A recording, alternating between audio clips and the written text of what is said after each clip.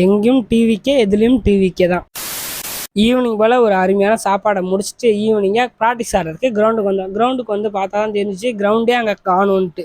ஏன்னா அங்கே டிராக்டர்லாம் போட்டு உழவடிச்சு கிடந்துச்சு. அதனால சரி பக்கத்தில் ஒரு கிரவுண்டை போட்டு ரெடி பண்ணி முடிச்சுட்டு அதை விளாட்றதுக்கே 1 ஹவருக்கு மேலே ஆயிடுச்சு. இன்றைக்கான பேச்சுலர் வாழ்க்கையில் டே 57.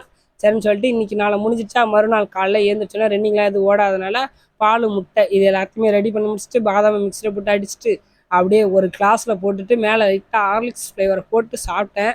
நல்லா தான் இருந்துச்சு.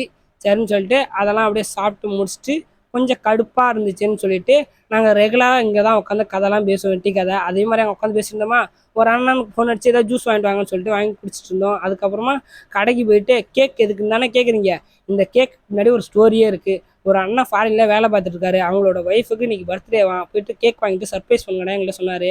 அப்படியே வாங்கி கொடுத்துட்டு எங்களுக்கு கடுப்பாக இருந்துச்சுன்னு சொல்லிட்டு அப்படியே பீச் ஓரமாக வந்தோம்.